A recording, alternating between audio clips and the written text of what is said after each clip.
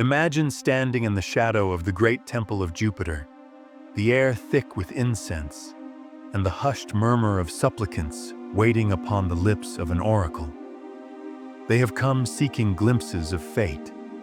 Yet, in the days of Julius Caesar, that sacred communion was abruptly silenced. What force could compel the mighty Roman Republic to outlaw the very practice of divination, an art older than Rome itself? Today, we pierce the veil of history to reveal why divination, the reading of omens in the flight of birds, the inscrutable whispers of soothsayers, and the burning entrails of sacrificial beasts, was declared illegal by decree of Caesar.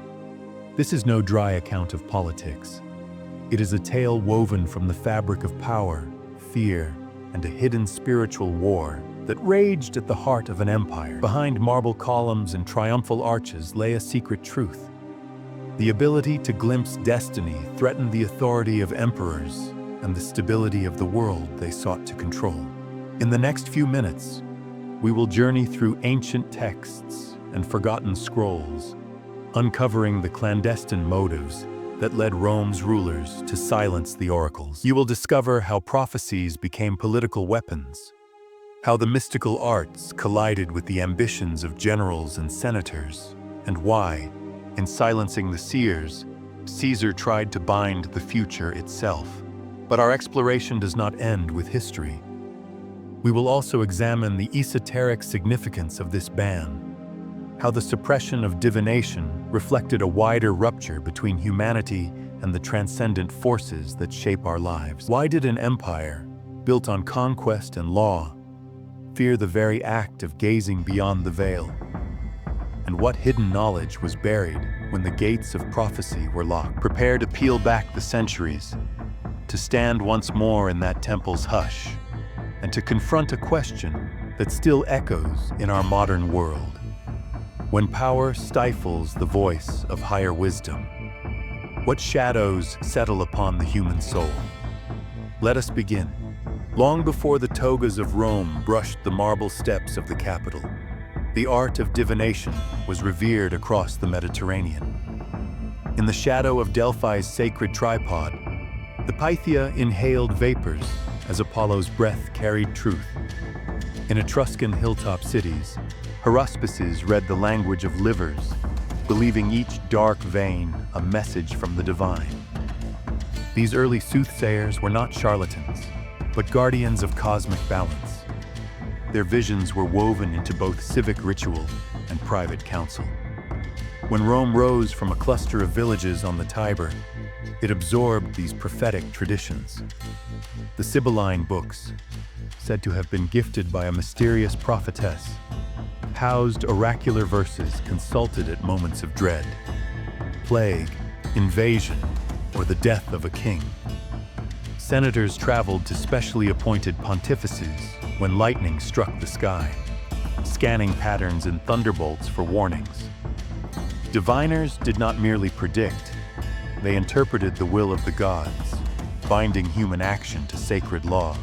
But Rome's brilliance lay not only in spiritual depth, it was a crucible of political genius. Over centuries, power shifted from elected magistrates to triumphant generals, culminating in the ascent of Julius Caesar. Here is where our story turns.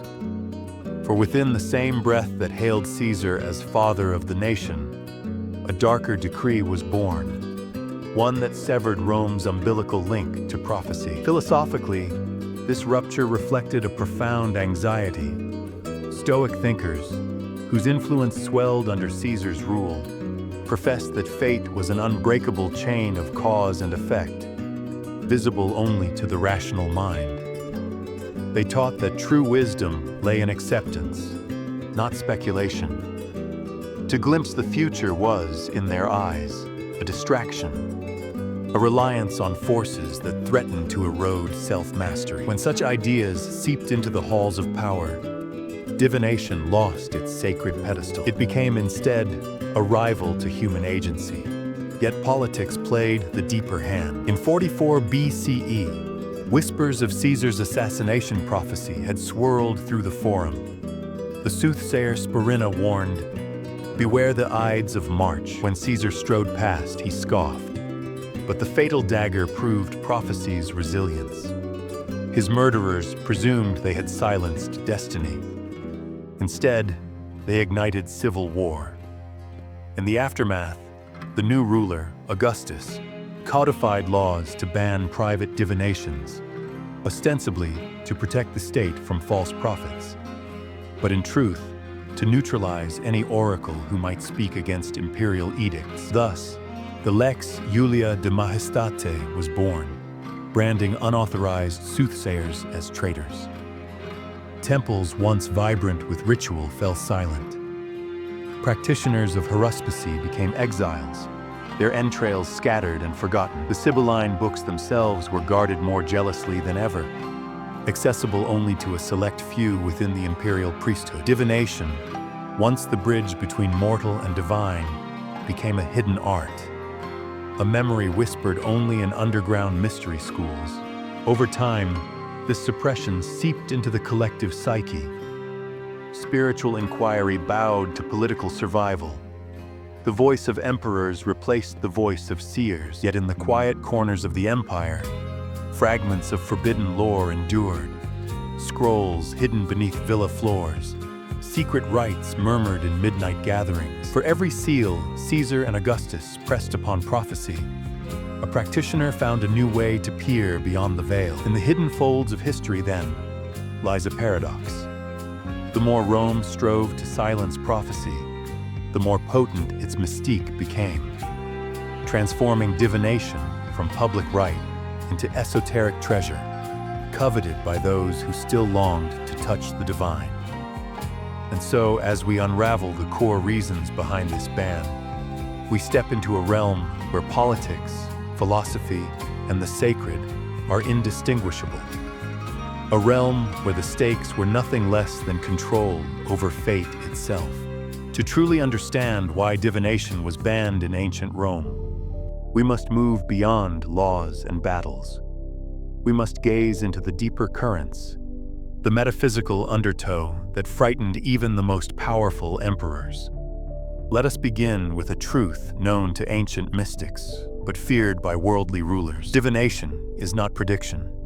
It is permission. It grants the individual access to the invisible scaffolding behind the material world, to the logos, the divine pattern that shapes reality. Oracles, augurs, and seers were not guessing. They were decoding, and therein lay the threat. In a society obsessed with hierarchy, where the Senate debated the will of generals and the masses worshipped imperial portraits, divination represented a wild card. If a lone priest or traveling prophet could pierce the veil and declare, "The gods have chosen another," then emperors could fall. Legitimacy could crumble. And unlike armies or conspirators, prophecy did not need swords to kill. It only needed to be believed. Consider the augurs, state-appointed priests tasked with interpreting omens through the flight of birds, lightning, or the examination of animal entrails. For centuries, no law was passed, no war waged, and no king crowned without their blessing. The augur's staff, the lituus, symbolized a bridge between heaven and earth. But by Caesar's era, this staff began to splinter, its power diluted, manipulated, or revoked. Why? Because prophecy had become democratized.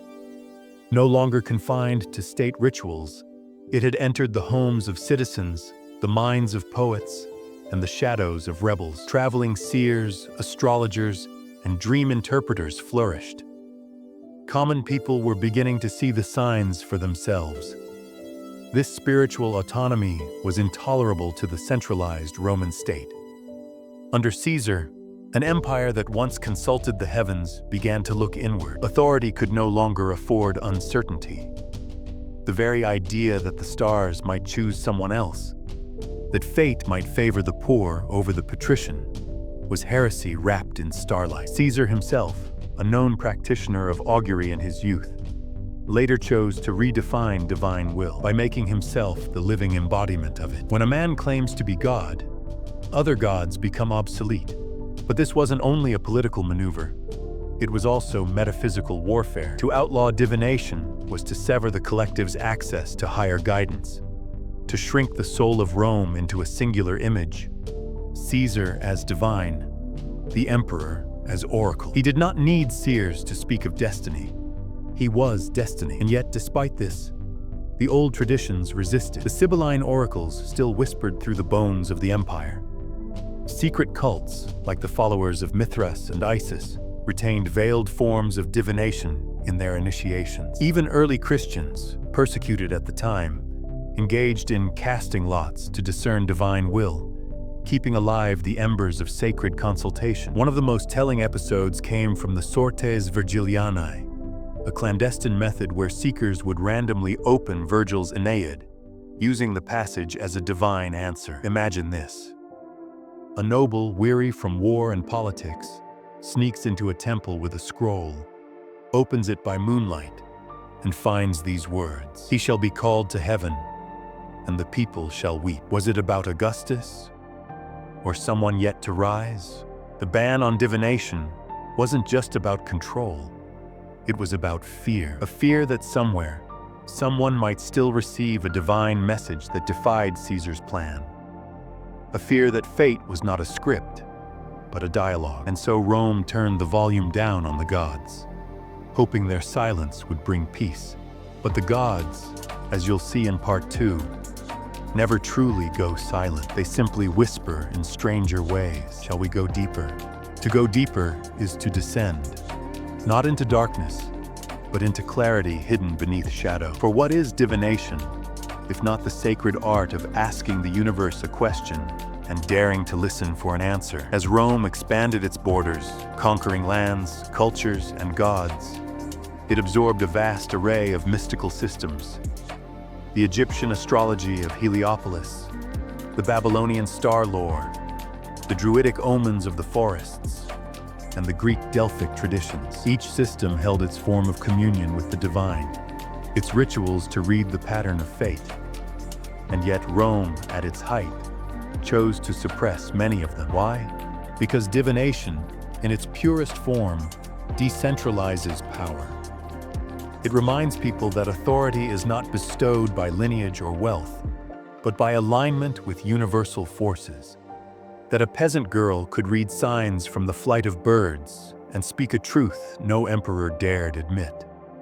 That a dream, a shadow, or a flickering candle could reveal more about destiny than 100 senators. This posed not only a political threat, but also a cosmological heresy. Rome's mythos depended on order, hierarchy, and control. The gods were structured like the Senate. Jupiter ruled above all, and even fate itself was imagined as a bureaucratic force. But real divination doesn't respect hierarchy. It is wild, untamed, and non-linear. The ancients knew this. The Delphic oracle often spoke in riddles, not to confuse, but to liberate the seeker from linear thinking. Consider this paradox. Augustus, who banned many forms of private divination, also claimed his reign was foretold in the stars. His biographers pointed to celestial signs at his birth. His court consulted astrologers, but only those approved by the state. The message was clear. You may not divine your fate unless it confirms mine. This weaponization of prophecy became a dangerous double-edged sword. It created a world where truth could be punished unless it aligned with power. And yet, the hunger for the mystical could not be erased. Divination became a secret act of resistance. Among Rome's mystics, a quiet rebellion stirred. In the underground temples of Isis, initiates learned to cast sacred lots and interpret dreams not with superstition, but with symbolic rigor, seeing the psyche as a mirror of the cosmos. In Mithraic rites, initiates journeyed through astrological stages of the soul's ascent, decoding divine messages through planetary alignments. Even the Vestal Virgins, officially bound to Rome's state cult, were rumored to keep private oracles in hidden scrolls, unread by any emperor. And then came the Stoics. Philosophers, yes, but also cosmic mystics. They taught that fate was the logos, the divine order permeating all.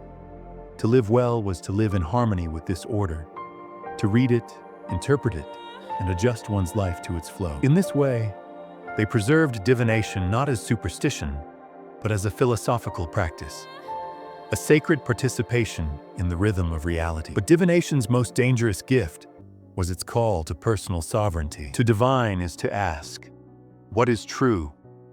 Not what the empire says, not what the laws command, but what truth stirs in the soul's dialogue with the infinite. And this, above all else, terrified Rome. For an empire built on the illusion of control, the truth that fate could be co-created, that individuals could commune with higher intelligence and shift timelines, was not only mystifying, it was subversive. This is why seers were exiled. Why were astrologers imprisoned? Why were oracles silenced? Yet, paradoxically, Rome's attempt to suppress the mystical only made it more potent.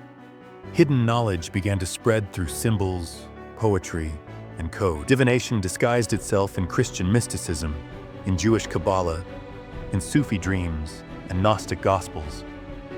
The gods had not left.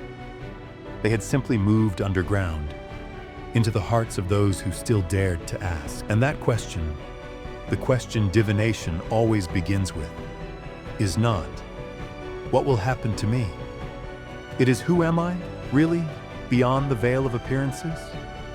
That question could topple an empire. Shall we now explore how you, in your own life, can ask that same question and receive answers that transform your world? To consult the divine is not merely to see the future, but to reshape the present through conscious alignment with the eternal. You now know the reason why divination was outlawed. Not because it was nonsense, but because it worked, and because it offered a power no ruler could control, the power to commune directly with the unseen. But this power was never truly lost. It simply changed form. Now the question becomes, how can you use this ancient art to awaken the divine conversation within yourself?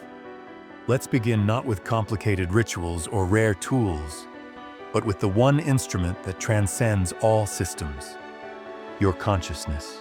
1. Start with sacred questioning. Every act of divination begins with a question, not one asked from desperation, but from deep sincerity. Here is a powerful ancient exercise practiced by Hermetic mystics. At dawn or twilight, threshold moments between worlds, sit in silence. Speak aloud your question, not just what will happen, but what do I need to know to evolve? Ask it 3 times. Let the vibrations ripple out. This simple act realigns your mind with cosmic rhythm. You're not pleading for an answer. You're invoking resonance. 2. Observe the mirror of reality. The universe responds in symbols, not plain speech. After your question, watch what happens next. Dreams, animals crossing your path, a phrase repeated 3 times in one day. The timing of a phone call, a strange encounter. These are not coincidences. They are echoes. Ancient seers called this sympatheia, the belief that all things are connected by threads of meaning. Write them down. Don't judge. Over days or weeks, patterns emerge. You are now reading your life like an oracle reads smoke. 3. Use symbolic tools. Tarot, runes, astrology. These are not toys or superstitions. They are languages of archetypes, designed to bypass the rational mind and awaken the soul's intuition. If you're drawn to them, begin humbly. Pull 1 tarot card each morning. Reflect. How does this image speak to your inner state? Study your natal chart. Not for predictions, but for patterns. What do the stars say about your soul's design? Try bibliomancy. Hold a sacred text. Focus on your question and open to a random page. Read what your soul directs your eyes toward. The goal isn't to be told the future. It is to feel into the flow of the present and align with the deeper intelligence guiding all things. 4. Create a divinatory ritual. Ritual creates rhythm, and rhythm opens portals. Try this ancient-inspired practice. Light a single candle. Place an object of meaning before you. This becomes your anchor to the divine. Close your eyes. Breathe slowly. Ask, what does my soul need to see now? Open your eyes and gaze, not for answers, but for recognition. Allow images, feelings, or words to rise. You're training your consciousness to become a living oracle. 5. Live the answers. Perhaps the greatest misunderstanding about divination is that it's passive, that you ask, receive, and wait. But real divination demands participation. If a dream tells you to walk away from a toxic relationship, do you dare? If a symbol points to a forgotten dream, do you act on it? To live divinely guided is to trust the unseen and move with it, even when logic says no. This is where ancient wisdom becomes practical power. Common pitfalls to avoid over-asking. Don't become addicted to constant divination. Ask, observe, integrate. Let the sacred unfold. Fear-based questions. The divine responds best to openness, not panic. If you ask, will I fail? You've already framed yourself in fear. Literal interpretation. Divination speaks in symbols. A death card rarely means death. It may mean transformation. Learn to feel the metaphor. Remember, the oracle is not out there. It is in you. When Caesar outlawed private oracles, he wasn't just policing superstition. He was trying to silence inner sovereignty. But the soul cannot be silenced. It whispers in dreams, flickers in intuition, and nudges in coincidence. And when you begin to listen, you reclaim the ancient power the empire feared most. Not to predict the future, but to co-create it. Are you ready to step into that power? The veils are thin for those who dare to see. In the silence between Caesar's decrees and the fading chants of forgotten temples, the truth still pulses beneath the surface of history. Divination was never about fortune-telling. It was about freedom, a direct line between the individual and the cosmos, a way to navigate life not through orders and edicts, but through inner knowing. And that terrified emperors. Because when the soul is sovereign, rulers lose control. Because when truth comes from within, external power crumbles. Now you know why the Sibyls were silenced, why the augurs became state puppets, why private prophecy was deemed a threat. It's because it worked. But now, centuries later, the sacred breath of the oracle stirs again. Not in marble temples or government-sanctioned rituals, but in you. You, who feel that strange pull toward something deeper. You, who sense patterns in the chaos, whisper in the stillness. You who remember, maybe not with the mind, but with the soul, that you were once connected to the infinite, and now you are again. So I leave you with this. The next time you have a question, don't rush to Google. Don't run to someone else's opinion. Instead, step outside. Breathe. Watch. Listen. Ask the universe, and let it answer through the language of dreams, signs, symbols, and synchronicities. You are the oracle. The empire may have outlawed the ritual, but it could never outlaw the truth. If this awakens something ancient within you, share it below. Let us know. Have you ever experienced a sign so clear it felt divine? And if you're ready for more lost wisdom, more forbidden truths, and more practices to reclaim your spiritual sovereignty, subscribe. Because what's coming next, it was never meant to be forgotten. Until next time, see beyond, know within, and walk as one who remembers.